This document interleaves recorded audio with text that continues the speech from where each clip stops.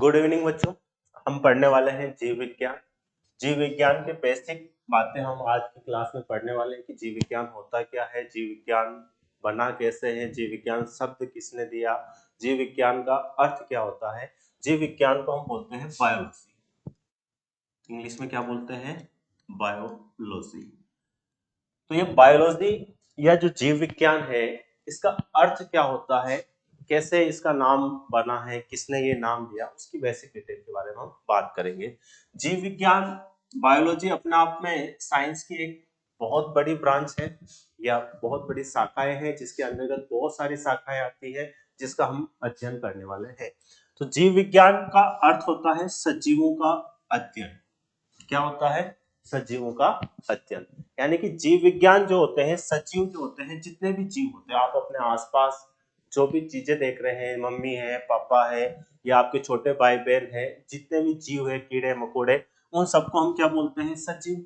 और उन सजीवों का जो हम अध्ययन करते हैं, वो कौन सी शाखा के अंदर करते हैं? तो वो विज्ञान की जो शाखा होती है उसे हम बोलते हैं जीव विज्ञान, बायोलॉजी। अब जो जीव विज्ञान, सबसे पहले जीव विज्ञान या बायोलॉजी के बारे में किसने बताया? तो उस किसने बताया था? अरस्तु ने। तो जीव विज्ञान के बारे में सबसे पहले बताने वाले जो दार्शनिक थे, ग्रीक दार्शनिक थे, अरस्तु, जिसको हम एरिस्टोटल भी बोलते हैं, उन्होंने बताया था। इसलिए इसे हम जीव विज्ञान के जनक या फादर ऑफ बायोलॉजी बोलते हैं। तो father of biology Aristotle, Hindi में क्या बोलते हैं हम? अरस्तु। जीव विज्ञान के जनक को हम क्या बोलते हैं? अरस्तु। अब ये जो जीव विज्ञान बायोलॉजी जो शब्द है, ये किसने दिया? बायोलॉजी जो शब्द है या जो जीव विज्ञान जो शब्द है, वो किसने दिया? तो जो जीव विज्ञान शब्द है या बायोलॉजी जो शब्द है, वो दो वैज्ञानिकों ने मिलकर दिया था। एक का नाम था लेमार्क और दूसरे का नाम था ट्रीविरेनस।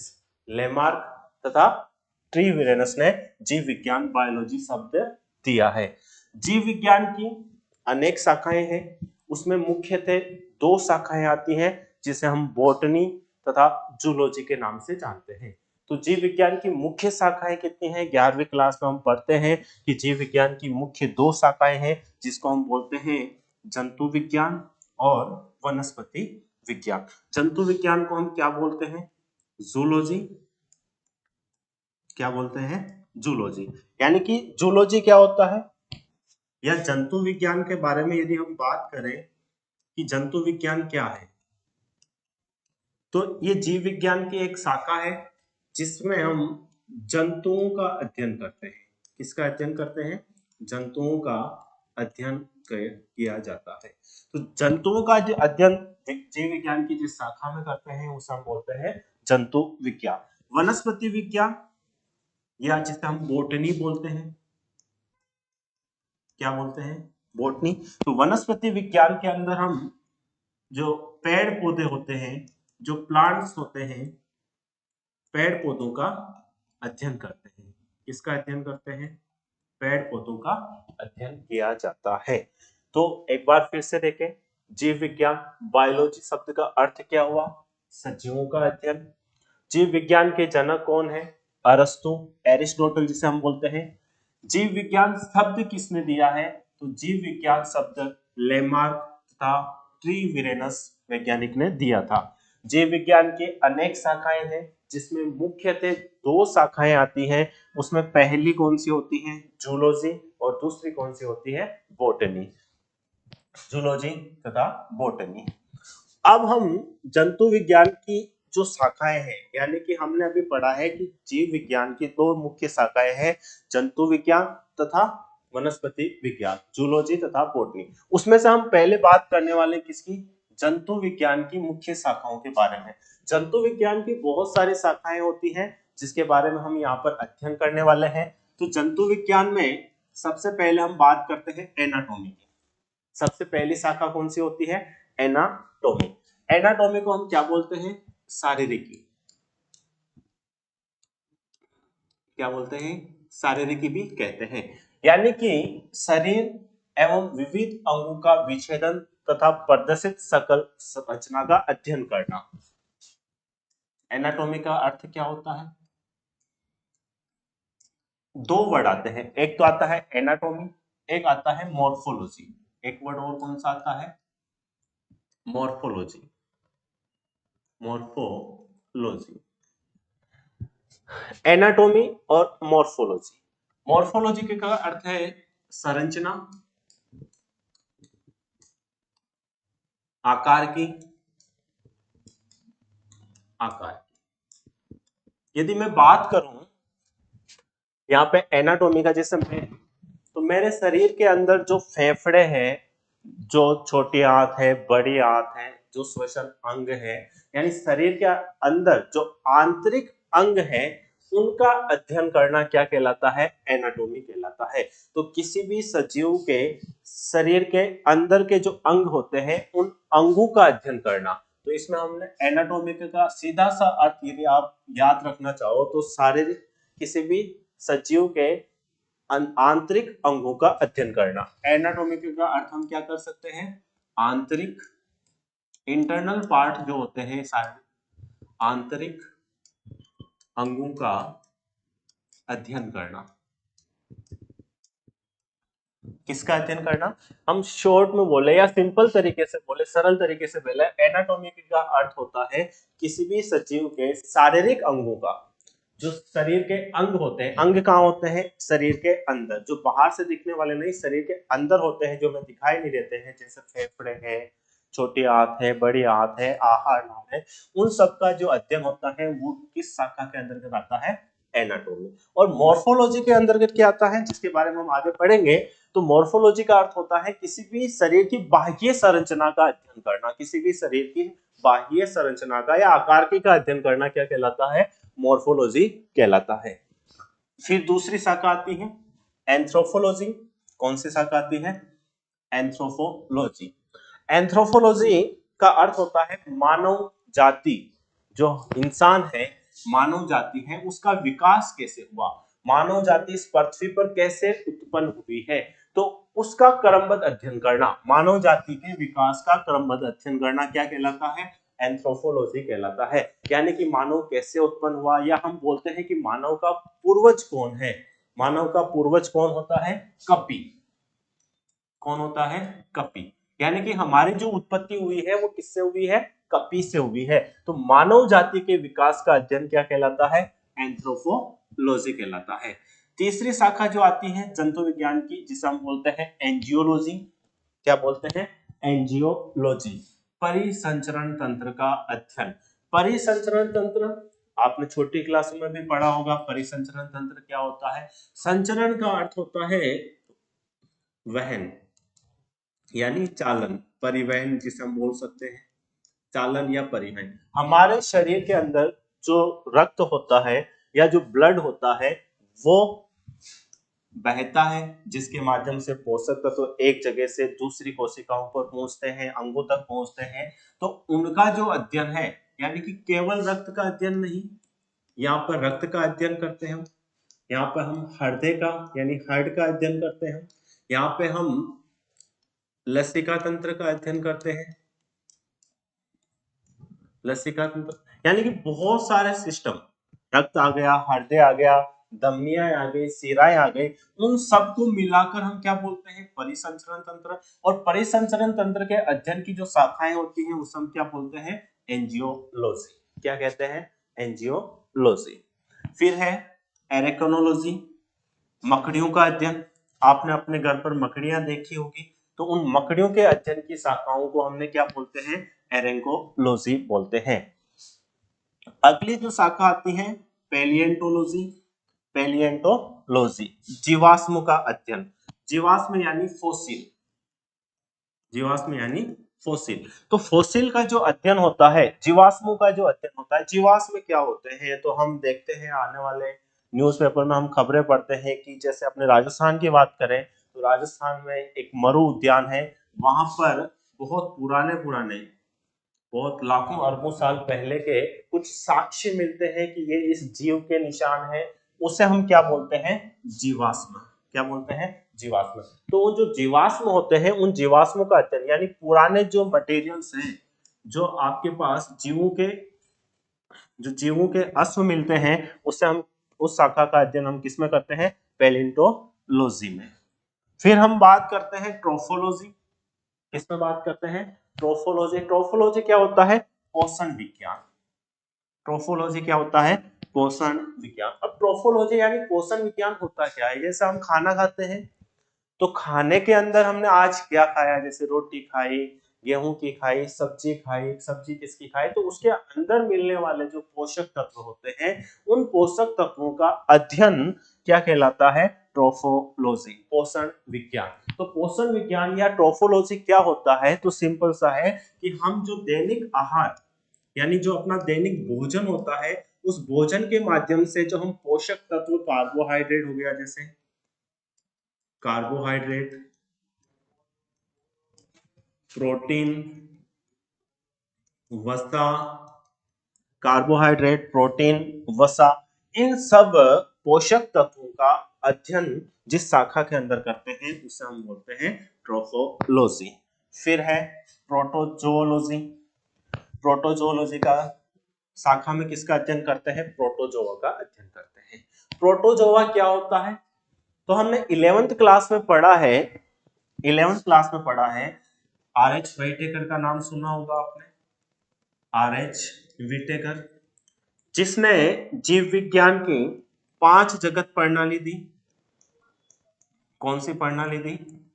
5 जगत प्रणाली दी। उस 5 जगत प्रणाली में 5 जगत कौन कौन से थे? मोनेरा, प्रोटिस्टा, फंजाई जिसे कवक बोलते हैं, प्लांटी और एनिमेलिया।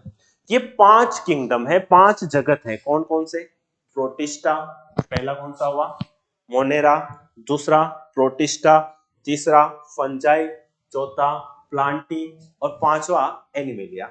तो उसमें जो दूसरा जगत है प्रोटिस्टा जगत, कौन सा जगत है? प्रोटिस्टा जगत। तो उस प्रोटिस्टा जगत के अंदर जो जीव आते हैं उस प्रोटिस्टा जगत का एक जीव है जिसको हम क्या बोलते हैं? प्रोटोजोआ। क्या बोलते हैं? प्रोटोजोआ। उस प्रोटोजोआ का जो अध्ययन है वो क्या कहलाता है? प्रोटोजोलॉजी। क्या कहलाता है? प्रोटोजोलॉजी। तो प्रोटोजोलॉजी क्या होता है? प्रोटोजोआ का अध्ययन। प्रोटोजोआ कौन से जगत में है? तो आर.एच. व्हाइटेकर के अंदर दूसरा जो जगत है प्रोटिस्टा जगत, उसका अंग होता है प्रोटोजोआ। जैसे आपने पढ़ा भी होगा कि अपने को बहुत सारे आसपास देखा कि होगा कि बहुत सारे जनों को मलेरिया हो जाता है। क्या हो जाता है? मलेरिया। तो मलेरिया होने का जो कारक है उसे हम क्या बोलते हैं? प्लाज्मोडियम। क्या बोलते हैं? प्लाज्मोडियम। तो मलेरिया किसके कारण होता है? प्लाज्मोडियम के कारण होता है। और प्लाज्मोडियम एक क्या है? प्रोटोजोआ है। क्या है? प्रोटोजोआ है। तो उस प्रोटोजोआ का अध्ययन क्या कहलाता है? प्रोटोजोलॉजी। तो टोटल कितनी शाखाएं होंगी? 7। पहला कौन सा था? एनाटॉमी। एनाटॉमी या शारीरिकी के अंदर हम क्या करते हैं? सजीवों के जो आंतरिक अंग होते हैं उन आंतरिक अंगों का अध्ययन करना, यानी कि शरीर और विविध जो अंग है उसको अलग अलग प्रदर्शित करके उसकी रचनाओं का, सकल संरचनाओं का अध्ययन करना एनाटॉमी कहलाता है। दूसरी कौन सी थी? एंथ्रोपोलॉजी। एंथ्रोपोलॉजी क्या होती है? तो मानव जाति के विकास का अध्ययन, यानी मानव जाति का विकास किससे हुआ? हम बोलते हैं बंदर। नहीं, बंदर नहीं होता है यहाँ पे, कपी। कपी क्या होते हैं? जैसे चिंपैंजी, गोरिल्ला वगैरह जो होते हैं उसके समान, बंदर से थोड़े बड़े जो होते हैं उसे हम बोलते हैं कपी। तो कपी सॉरी, मानव जाति के विकास का अध्ययन करते हैं। फिर एंजियोलॉजी। एंजियोलॉजी में हम परिसंचरण तंत्र का अध्ययन करते हैं, यानी कि हम रक्त, हृदय, धमनियां, शिराओं, उन सब का जो अध्ययन करते हैं वो परिसंचरण तंत्र होता है और परिसंचरण तंत्र का अध्ययन एंजियोलॉजी कहलाता है। मकड़ियों का अध्ययन, जो छोटी छोटी मकड़ियां होती हैं उन मकड़ियों का अध्ययन एरेकोलॉजी कहलाता है। ये क्वेश्चन इंपॉर्टेंट है। मकड़ियों का अध्ययन क्या कहलाता है? एरेकोलॉजी कहलाता है। जीवाश्मों का अध्ययन फोसिल यानी कि पैलियोंटोलॉजी कहलाता है। तो पैलियोंटोलॉजी क्या होता है? जीवाश्म यानी फोसिल का अध्ययन। और हम दैनिक भोजन करते हैं, उस भोजन का जिसके अंदर पोषण होते हैं, पोषण विज्ञान का अध्ययन ट्रोफोलॉजी कहलाता है। प्रोटोजोआ का अध्ययन प्रोटोजोलॉजी कहलाता है। तो ये 7 जो शाखाएं हैं ये आपकी कंप्लीट है, इसके बारे में आपको पढ़ना है। नेक्स्ट 8वीं है रेडियोलॉजी। कौन सी शाखा है? रेडियोलॉजी।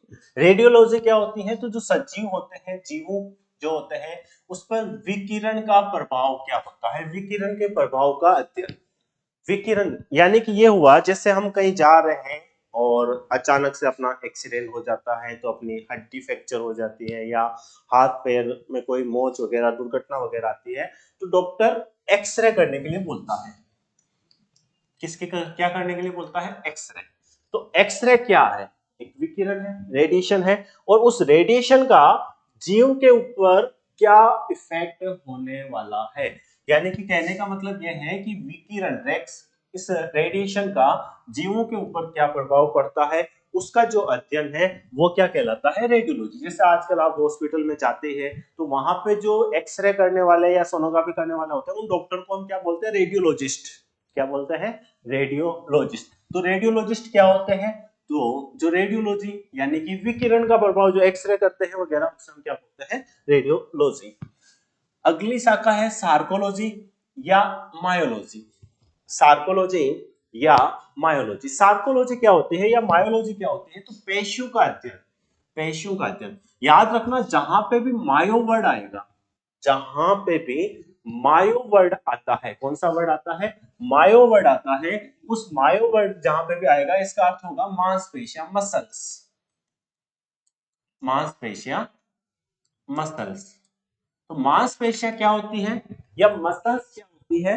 तो पेशियों का जो अध्ययन है, मांसपेशियां या मसल्स का जो अध्ययन है वो क्या कहलाता है? सार्कोलॉजी या मायोलॉजी। यानी कि आपके जो ये मसल्स होते हैं, ये मसल्स जो होते हैं, उन मसल्स का, मांसपेशियों का अध्ययन क्या कहलाता है? सार्कोलॉजी या मायोलॉजी। फिर है सिंडेस्मोलॉजी। सिंडेस्मोलॉजी। अब सिंडेस्मोलॉजी क्या होता है? कंकाल संधियों तथा स्नायुओं का अध्ययन। कंकाल संधियों तथा स्नायुओं का अध्ययन। यानी कि संधियों का अर्थ है जब एक हड्डी और दूसरी हड्डी, तो एक हड्डी दूसरी हड्डी से जुड़ती है तो उसके बीच में जो जॉइंट बनता है, हड्डी और हड्डी जब आपस में जुड़ती है, जैसे ये आपको दिख रहा है, ये एक हड्डी है और एक दूसरी हड्डी है, तो ये आपस में जॉइंट हो रही है, तो इस जॉइंट को हम क्या बोलते हैं? संधियां बोलते हैं। तथा स्नायु, जिसे हम लिगामेंट भी बोलते हैं। क्या बोलते हैं? लिगामेंट।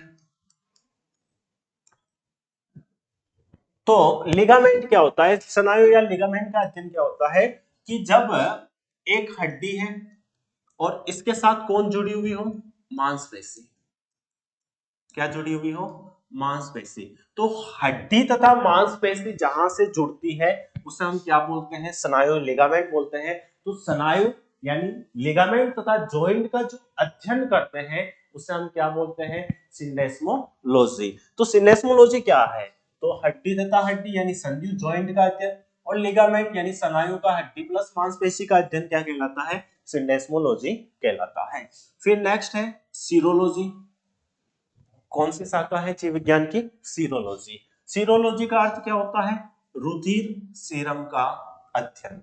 क्या होता है? रुधिर सीरम का अध्ययन होता है। अब रुधिर सीरम क्या होता है? ये सीरम, रुधिर सीरम क्या होता है? तो सीरम का अर्थ क्या है कि आपके पास जो ब्लड है, जो रक्त है, उस रक्त में प्लाज्मा होता है।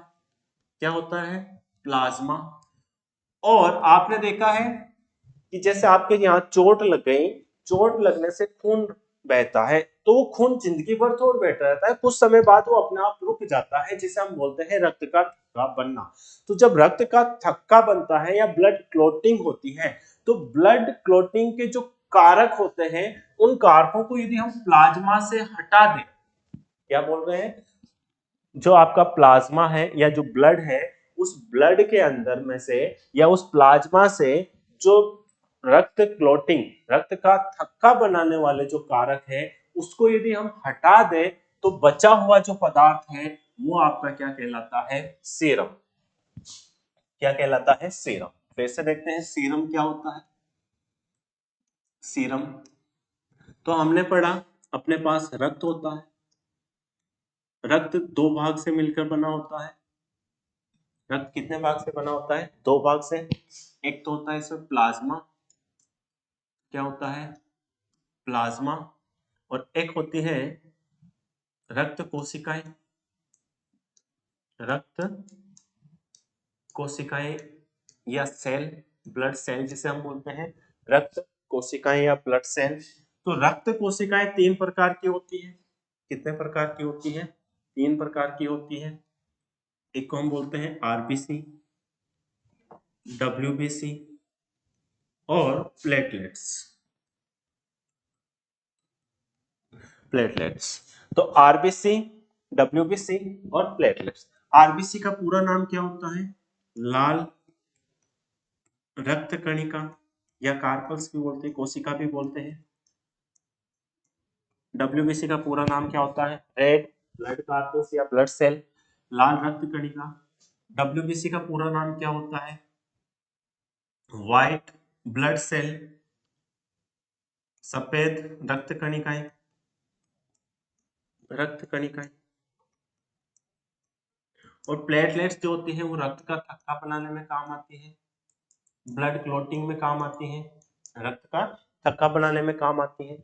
अब प्लाज्मा, प्लाज्मा में क्या होता है? तो प्लाज्मा में मुख्यतः पानी होता है, जल होता है, उसके अलावा प्रोटीन होती है। क्या होती है? प्रोटीन होती है और अन्य कारक होते हैं, अन्य कारक। तो इस प्लाज्मा के अंदर जो अन्य कारक है, या ऐसा हम बोल सकते हैं जो रक्त का थक्का बनाने वाले कारक है, रक्त का थक्का बनाने वाले जो कारक है, या फिर हम यूं बोले कि इस ब्लड को या इस तरल को हम छान ले, इस तरल को हम क्या कर ले? छान ले। तो तरल को छानने के बाद, छानने का मतलब जो अपने पास ये जो कारक है, जिसमें हमने डब्ल्यूबीसी आरबीसी प्लेटलेट को अलग कर दिया, और कारक को अलग कर दिया, और कारक को अलग करने के बाद जो रक्त का बचा हुआ भाग है, जो रक्त का थक्का बनाते हैं, उस कारक को हम यदि हटा दे, अलग कर दे, तो बचा हुआ भाग क्या कहलाता है? सीरम कहलाता है। क्या कहलाता है? सीरम। तो सीरम क्या होता है? रुधिर सीरम का अध्ययन करना क्या कहलाता है? सीरोलॉजी कहलाता है। क्या कहलाता है बेटा? सीरोलॉजी कहलाता है। तो सीरोलॉजी क्या होता है? तो रुधिर सीरम का अध्ययन करना। नेक्स्ट है टैक्सोनॉमी। तो टैक्सोनॉमी क्या है? जीव जातियों के नामकरण तथा जीव जातियों के नामकरण तथा पहचान व वर्गीकरण वर्गीकरण का अध्ययन, वर्गीकरण का अध्ययन। तो टैक्सोनॉमी जीव जातियों का नामकरण तथा पहचान या वर्गीकरण का जो अध्ययन है वो क्या कहलाता है? टैक्सोनॉमी। तो टैक्सोनॉमी होता क्या है? आराम से समझे। टैक्सोनॉमी होता है, जैसे आप अपने आप को एक वैज्ञानिक माने, आप अपने आप को खुद को एक वैज्ञानिक मानते हैं, और सोचो कि आप कहीं घूमने गए या कहीं घर से बाहर गए, शहर से बाहर गए, जंगल में गए। तो जंगल में गए तो वहां पे आपने एक ऐसा पादप देखा या एक ऐसा जीव देखा जो आपने पहले कभी नहीं देखा और किसी और ने भी नहीं देखा। तो आप सबसे पहले उस जीव की क्या करोगे? दूसरे जीवों से तुलना करोगे। क्या करोगे? तुलना। यानी आपने जो पेड़ देखा नया या जो पादप देखा है, आप दूसरे पादपों से उसकी तुलना करोगे कि वो कैसा दिख रहा है। तो सबसे पहले आप उसका क्या करोगे बेटा? तुलना करोगे। और जब आप तुलना कर लोगे तो वो किसके जैसा दिखता है, किसके जैसा दिखता है, उस आधार पर आप उसकी क्या करोगे? पहचान करोगे। क्या करोगे? पहचान। जब आप पहचान कर लोगे, जब आप उसको पहचान लोगे कि भाई हाँ ये इसके जैसा है, ऐसा है, वैसा है, इसके गुण है, तो ऐसे कंडीशन में फिर आप उसका क्या करोगे? नामकरण करोगे। क्या करोगे? नामकरण करोगे। जब आप नामकरण करोगे तो फिर आप उसको एक वर्ग, एक अलग रूप में रख देते हो। जैसे आपने देखा है पादप पादप जगत में अलग अलग 5 संघ हैं, जिसे हम Thallophyta, bryophyta, pteridophyta, angiosperm, gymnosperm. तो उनके लक्षणों के आधार पर हम उसको एक वर्ग में रख देंगे कि ये एंजियोस्पर्म में रखेंगे या जिम्नोस्पर्म में रखेंगे या टेरिडोफाइट्स में रखेंगे। उस आधार पर हमने उसका क्या कर दिया? वर्गीकरण कर दिया। तो टैक्सोनॉमी के 3 मूल चरण हैं। सबसे पहला क्या है? पहचान, यानी उस जीव की पहचान करना। जब आप पहचान कर लोगे तो उसका क्या करोगे? नाम। और जब नामकरण कर लोगे तो उसका क्या कर दोगे? वर्गीकरण। और इस सब का अध्ययन क्या कहलाता है? टैक्सोनॉमी। टैक्सोनॉमी को हम वर्गीकी भी कहते हैं। हिंदी में क्या बोलते हैं, टैक्सोनॉमी को वर्गीकी कहते हैं। तो टैक्सोनॉमी क्या होती है, वर्गीकी क्या होती है, ये आपका छोटा सा जो शाखा है वो कंप्लीट होती है। फिर नेक्स्ट शाखा है टॉक्सिकोलॉजी। नेक्स्ट शाखा कौन सी है, टॉक्सिकोलॉजी। टॉक्सिकोलॉजी का मतलब होता है टॉक्सिक यानी कि विषैला, विषैला, जहरीला, विषैला। तो जंतुओं के ऊपर विषैले पदार्थ, जंतुओं के अंदर जो विषैले पदार्थ होते हैं या विष जहर जो होता है उसका जंतुओं के शरीर के ऊपर क्या प्रभाव पड़ता है, उनका जो अध्ययन है वो क्या कहलाता है, टॉक्सिकोलॉजी। टॉक्सिकोलॉजी का सिंपल सा अर्थ है, जैसे किसी को सांप ने काट लिया हो तो सांप का जो जहर है या जो विष है वो उस मनुष्य के ऊपर क्या प्रभाव डाल रहा है, किसी जीव के ऊपर क्या प्रभाव डाल रहा है, उस जीव के बाद उस प्रभाव का अध्ययन करना क्या कहलाता है, टॉक्सिकोलॉजी कहलाता है। अगला है एंजाइमोलॉजी। क्या है, एंजाइमोलॉजी। एंजाइमोलॉजी यानी एंजाइम, एंजाइम क्या होता है, जैव उत्प्रेरक होते हैं।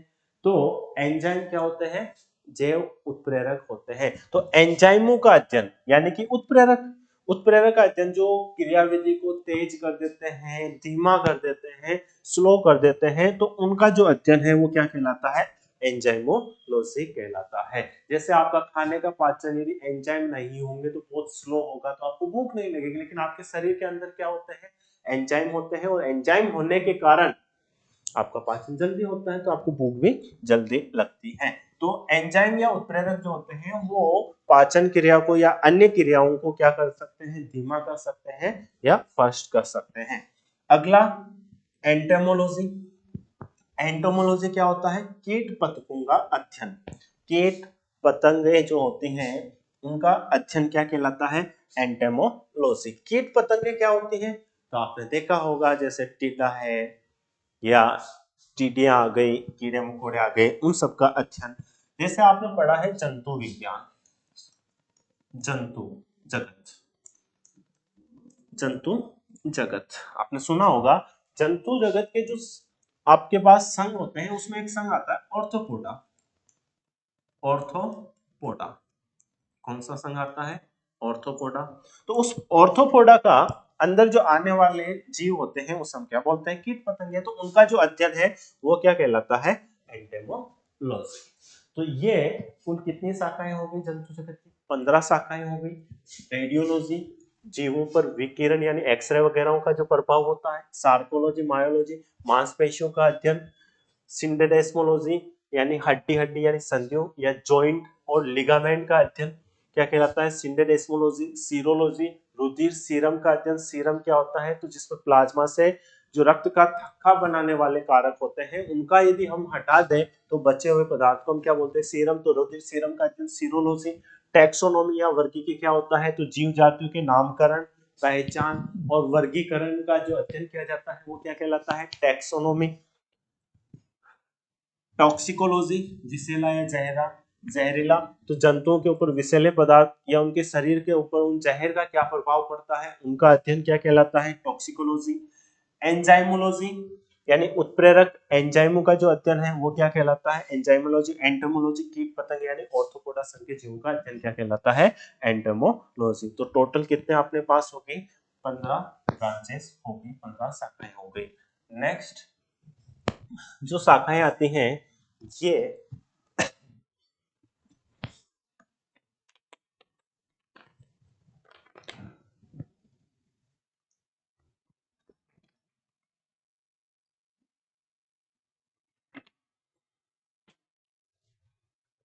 जेनेटिक्स, नाम सुना होगा आप सबने, जेनेटिक्स यानी कि आनुवंशिकी, आनुवंशिकी। जेनेटिक्स क्या होती है या आनुवंशिकी क्या होती है, तो आप देखते हो कि आपके जो लक्षण है वो आपकी संतान में जाएंगे, या फिर हम ये बोल सकते हैं आपके माता पिता के जो लक्षण है यानी आपका माँ, आपका चेहरा, या हम बोल सकते हैं कि आपके दादा दादी जब आपका जन्म हुआ होगा तो वो बोलते हैं कि आप मम्मी पे गए, पापा पे गए, या आपके लक्षण किससे मिलते हैं। तो उस आधार पर हम वो कहते हैं कि एक पीढ़ी से दूसरे पीढ़ी में लक्षणों का जो स्थानांतरण होता है उसे हम क्या बोलते हैं, आनुवांशिक। तो आनुवांशिकी यानी जीवों के जो आनुवांशिक लक्षण होते हैं और उसका एक पीढ़ी से दूसरे पीढ़ी में जो लक्षणों का ट्रांसफर होता है, कौन कौन से ऐसे लक्षण होते हैं जिसका ट्रांसफर होता है, उसका अध्ययन जेनेटिक्स यानी आनुवांशिकी के अध्ययन किया जाता है। हिस्टोलॉजी, हिस्टोलॉजी हिस्टोलॉजी या हिंदी में इसे औतिकी बोलते हैं। क्या? औतिकी, औतिकी, हिस्टोलॉजी या औतिकी। अब औतिकी क्या होती है? औतिकी क्या होती है? तो औतिकी का अध्ययन जो किया जाता है सूक्ष्मदर्शी द्वारा अंगों की औतिक संरचनाओं का अध्ययन, ऊतकों का अध्ययन, टिश्यू का अध्ययन। आपके जो ऊतक क्या होते हैं, टिश्यू क्या होते हैं? तो समान कार्य करने वाली कोशिकाओं का समूह जिनकी उत्पत्ति समान होती है, यानी एक जैसा कार्य करते हैं, जिनकी उत्पत्ति एक जैसी है, तो उन कोशिकाओं का समूह क्या कहलाता है? ऊतक कहलाता है। तो समान कार्य करने वाली कोशिकाओं का समूह जिनकी उत्पत्ति समान होती है, ओरिजिन समान होता है, उन्हें हम ऊतक बोलते हैं। और ऊतकों द्वारा, ऊतकों का जो अध्ययन है, औतिक जो संरचनाएं हैं, उनका अध्ययन क्या कहलाता है? हिस्टोलॉजी कहलाता है। Next, haematology. हिमेटोलॉजी क्या होता है? तो हिमेटोलॉजी यानी रुधिर एवं रुधिर रोगों का अध्ययन, यानी जो ब्लड होता है और उस ब्लड द्वारा जो होने वाले रोग हैं, उन रोगों का जो अध्ययन है वो क्या कहलाता है? हिमेटोलॉजी। हिमेटोलॉजी क्या है? तो रुधिर, ब्लड और ब्लड द्वारा होने वाले जो रोग होते हैं, उन रोगों का अध्ययन क्या कहलाता है? हिमेटोलॉजी कहलाता है। हेलमिंथोलॉजी, हेलमिंथोलॉजी परजीवी या कर्मियों का अध्ययन, परजीवी या कर्मियों का अध्ययन। तो आपने पढ़ा है या सुना होगा कि जो जंतु जगत होते हैं, उस जंतु जगत के अंदर आपने नाम सुना होगा प्लेटीहेल्मिंथेस, प्लेटीहेल्मिंथेस या एस्केहेल्मिंथेस, एस्केहेल्मिंथेस। तो प्लेटीहेल्मिंथेस, एस्केहेल्मिंथेस वो क्या होते हैं? कृमि होते हैं। क्या होते हैं? कृमि। और वो कृमि जो होते हैं वो दूसरे जीवों के ऊपर रहते हैं, इस वजह से हम क्या बोलते हैं? परजीवी। तो परजीवी यानी कृमियों का अध्ययन क्या कहलाता है? हेल्मिंथोलॉजी कहलाता है। Next, herpetology. नेक्स्ट क्या है? हर्पेटोलॉजी, ये याद रखना, हर्पेटोलॉजी क्या होता है? तो उभयचर, उभयचर या जो एम्फीबियंस होते हैं, उभयचर तथा सरीसृप, रेप्टिलियन, एम्फीबियन तथा रेप्टिलियन, उभयचर और सरीसृपों का जो साथ में अध्ययन करते हैं, यहाँ पे दो है अपने पास, एक तो एम्फीबियंस है जैसे मेंढक है वगैरह, और सरीसृप सांप वगैरह जो होते हैं, क्रोकोडाइल्स वगैरह, उनका जो अध्ययन करते हैं वो हम क्या कहलाता है? हर्पेटोलॉजी। किस किस का?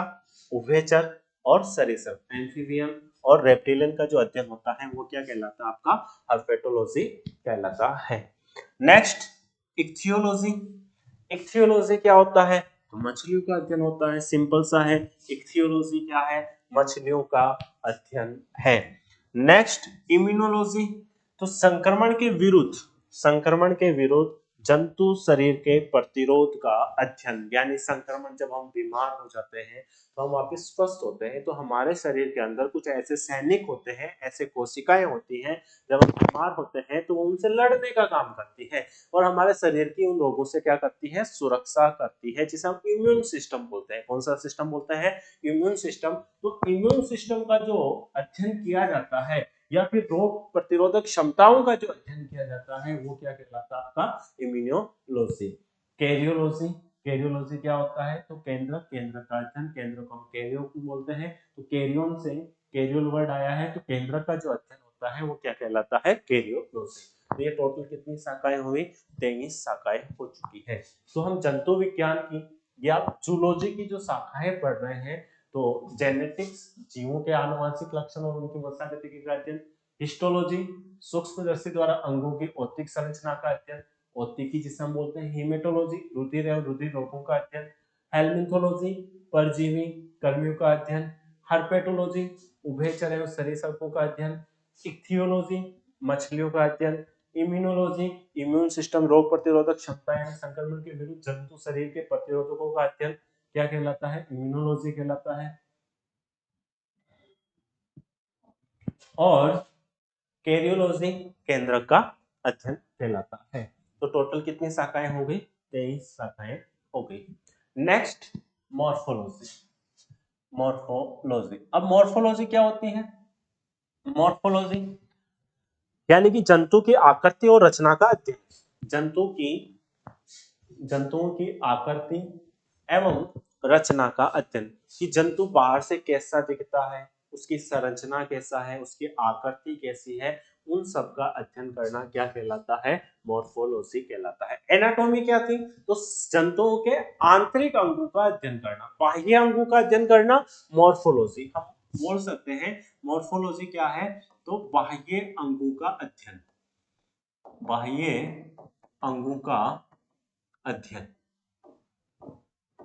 बाह्य, किसी भी जंतुओं के जो बाहरी अंग होते हैं, उन बाहरी अंगों का जो अध्ययन करते हैं वो क्या कहलाता है? मॉर्फोलॉजी कहलाता है। और जंतुओं के आंतरिक अंगों का अध्ययन वो क्या कहलाता है? एनाटॉमी कहलाता है, शारीरिकी कहलाता है।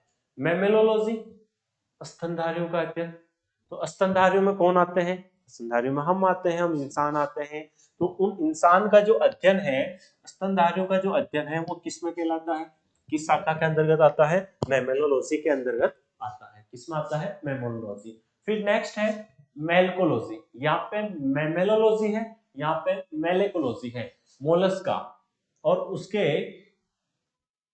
खोलों का अध्ययन, यानी कि मोलस्का जो संघ है, जंतु जगत का एक संघ होता है मोलस्का, ऑर्थोपोडा के बाद आता है मोलस्का। तो उस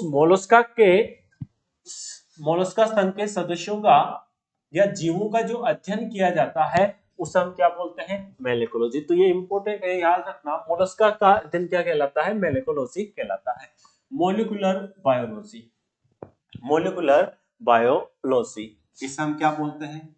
आणविक आणविक जीव विज्ञान, आणविक जीव विज्ञान। यानी कि जीवों के अंदर जो अणु होते हैं, जीवों के अंदर जो रासायनिक पदार्थ होते हैं, जो रासायनिक अणु है, यौगिक है, उनका जो अध्ययन है, जीवों के अंदर आणविक स्तर पर जो रासायनिक पदार्थ है उनका जो अध्ययन कहलाता है वो क्या कहलाता है? Molecular biology.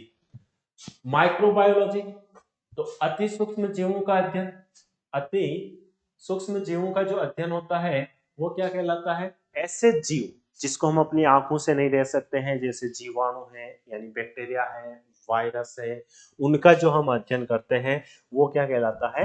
माइक्रोबायोलॉजी, जिसको हम सूक्ष्मदर्शी की सहायता से इनका क्या करते हैं? अध्ययन करते हैं। न्यूरोलॉजी, ये नाम आपने सुना ही होगा, न्यूरोलॉजी क्या होता है? तो आप देखते हैं, आप हॉस्पिटल वगैरह में जाते हैं तो वहां पर न्यूरोलॉजिस्ट होते हैं। न्यूरोलॉजिस्ट मतलब मस्तिष्क से संबंधित। मस्तिष्क में क्या होता है? तंत्रिका तंत्र, यानी मस्तिष्क क्या होता है? तंत्रिका तंत्र का जो अध्ययन होता है, ब्रेन का जो अध्ययन होता है, उस शाखा को हम क्या बोलते हैं? न्यूरोलॉजी। और इसका डॉक्टर को हम क्या बोलते हैं? न्यूरोलॉजिस्ट बोलते हैं। फिर है ऑस्टियोलॉजी। ऑस्टियोलॉजी, ऑस्टियोलॉजी का अर्थ है कंकाल तंत्र का अध्ययन। कंकाल तंत्र मुख्यतः किसका बना होता है? अस्थियों का बना होता है। किसका बना होता है? अस्थियों का बना होता है, हड्डियों का बना होता है। तो हम बोल सकते हैं कंकाल तंत्र का अध्ययन। इसके अलावा भी कंकाल तंत्र में अस्थियां भी आती है, उपास्थियां भी आती है, कार्टिलेज वगैरह भी आती है। तो बोन्स आती है, कार्टिलेज आती है, तो सबका अध्ययन क्या कहलाता है? ऑस्टियोलॉजी कहलाता है। कंकाल तंत्र का अध्ययन किया जाता है किसमें? ऑस्टियोलॉजी में। या हम बोल सकते हैं कंकाल तंत्र की जगह हम क्या बोल सकते हैं? सिंपल सा, कंकाल तंत्र यानी कि हड्डियों, हड्डियां आपने देखी हैं, तो हड्डियों का अध्ययन सिंपल तरीके से या सरल तरीके से हम पढ़े तो क्या होता है? ऑस्टियोलॉजी का अर्थ क्या होता है? हड्डियों का अध्ययन। बहुत तो नहीं हो गए ना? वो अब थोड़ा सा थ्योरेटिकल है, ये कुछ शाखाएं हैं जिसके नाम हमें याद करने पड़ेंगे, तो उसी आधार पर हम बात कर रहे हैं। तो हड्डियों का जो अध्ययन है वो क्या कहलाता है? ऑस्टियोलॉजी कहलाता है। नेक्स्ट ओडेंटोलॉजी। ओडेंटो यानी डेंटिस्ट। डेंटिस्ट नाम तो आपने सुना होगा, आपके आसपास भी आपके शहर में बहुत सारे डेंटिस्ट लोग होते हैं। तो डेंटिस्ट क्या है? दंत विज्ञान संबंधी अध्ययन, यानी आपके जो दांत होते हैं, क्या होते हैं? दांतों का जो अध्ययन किया जाता है उस शाखा को हम क्या बोलते हैं? ओडेंटोलॉजी। दांत क्या होते हैं? अच्छा बताओ, दांत कितने प्रकार के होते हैं? 4 प्रकार के होते हैं। कितने प्रकार के होते हैं? 4 प्रकार के। आपने नाम सुना होगा, कृतनाक, रत्नाक, चर्वणक, अग्रचर्वणक, हो सकता है आपने इंग्लिश में भी सुना हो, मोलर, प्रीमोलर। तो ये जो ओडेंटोलॉजी है, दंत विज्ञान से संबंधित अध्ययन किया जाता है। तो कितनी शाखाएं आ गई है अपने पास? 31, 31 शाखाएं हमने पढ़ ली है। तो कौन कौन सी? मॉर्फोलॉजी, जंतु की आकृति यानी शरीर रचनाओं का अध्ययन, यानी शरीर के बाह्य अंगों का अध्ययन क्या कहलाता है? मॉर्फोलॉजी कहलाता है। मैमेलोलॉजी, स्तनधारियों का अध्ययन। स्तनधारियों में हम याद रख सकते हैं कौन आता है बेटा? हम खुद मानव आते हैं, तो मानव का जो अध्ययन, स्तनधारियों का जो अध्ययन होता है। अच्छा बताओ, स्तनधारी की यदि हम बात करें तो एक तो होता है स्त्री, होता है एक पुरुष, एक मेल होती है, फीमेल होते हैं। तो क्या स्तन ग्रंथियां जो होती है वो केवल पुरुष स्त्रियों में होती है, पुरुषों में होती है या नहीं होती है? इसका जवाब आपको सोचना है कि स्तन ग्रंथियां जो होती हैं वो केवल महिलाओं में होती है, पुरुषों में नहीं होती है। तो ऐसा नहीं है, पुरुषों में भी स्तन ग्रंथियां होती हैं, महिलाओं में भी होती है, लेकिन महिलाओं में विकसित स्तन ग्रंथियां पाई जाती हैं, जिसके माध्यम से एक मां अपने बच्चे को दूध पान करा सके। इसलिए यहाँ पे स्तन ग्रंथियां दोनों में होती हैं, पुरुष में भी होती है, महिलाओं में भी होती है, लेकिन महिलाओं में विकसित स्तन ग्रंथियां पाई जाती है। मोलेकुलॉजी, मोलस्का और इनके अध्ययन करना। मॉलिक्यूलर बायोलॉजी, तो आणविक स्तर पर रासायनिक पदार्थों का अध्ययन करना। माइक्रोबायोलॉजी, अति सूक्ष्म जीवों का अध्ययन करना। न्यूरोलॉजी, तंत्रिका तंत्र का अध्ययन करना। ऑस्टियोलॉजी, कंकाल तंत्र का अध्ययन करना, कंकाल तंत्र यानी हड्डियों का अध्ययन करना। और ओडेंटोलॉजी यानी दंत विज्ञान यानी दांतों से संबंधित जो बातें होती हैं उनका अध्ययन करना क्या कहलाता है? ओडेंटोलॉजी कहलाता है। नेक्स्ट जो शाखाएं अपने पास आने वाली है, ऑर्गेनोलॉजी। ऑर्गेनोलॉजी, ऑर्गेनोलॉजी क्या होता है? अंग विज्ञान, यानी अपने जो अंग होते हैं उस अंग का अध्ययन करना। अलग अलग अंगों को सेपरेट सेपरेट उनका जो अध्ययन किया जाता है वो क्या कहलाता है? ऑर्गेनोलॉजी कहलाता है। ये इंपॉर्टेंट है। ऑर्नियोलॉजी, ऑर्नियोलॉजी, तो ऑर्नियोलॉजी क्या होता है? पक्षियों का अध्ययन करना। किसका अध्ययन करना? पक्षियों का अध्ययन करना। पक्षी, अच्छा आपने ऐसा पक्षी देखा है जो आगे जा सकता है और रिवर्स भी आ सकता है? ऐसा पक्षी कहीं देखा है? यानी कि आपने कार तो देखी होगी भाई, जो आगे जा सकती है, रिवर्स आ सकती है, लेकिन ऐसा पक्षी भी होता है जो आगे उड़ता है और रिवर्स भी उड़ सकता है। यानी वो सबसे छोटा पक्षी है। कौन सा है? तो याद रखना, हमिंग बर्ड। कौन सा बर्ड है? Humming bird. तो ऐसा पक्षी है जो आगे भी उड़ सकता है, पीछे भी उड़ सकता है, तो उनका जो अध्ययन होता है। हमिंग बर्ड क्या है? सबसे छोटा पक्षी है, सबसे छोटा पक्षी हमिंग बर्ड। आगे भी पीछे भी रिवर्स प्रोसेस हो सकती है, उसे हम क्या बोलते हैं? ऑर्नियोलॉजी कहलाता है। सांपों का अध्ययन, सांपों का अध्ययन जिसे हम क्या बोलते हैं? ऑफियोलॉजी, यानी आपके अलग अलग प्रकार के जो सांप हैं, जैसे अजगर हो गए, जो सांप है उनका जो अध्ययन है वो क्या कहलाता है? ऑफियोलॉजी कहलाता है। फिजियोलॉजी, आपने गेम्स खेलते हैं तो आप देखते हो फिजियो रहता है।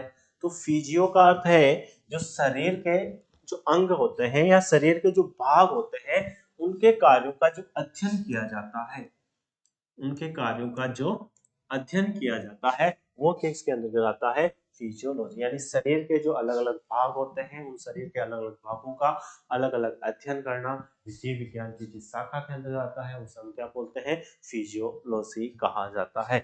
तो ये कुल 35 शाखाएं हैं, इसके अलावा भी और शाखाएं हैं जिसके बारे में हम नेक्स्ट क्लास में बात करेंगे। Thank you so much, very much.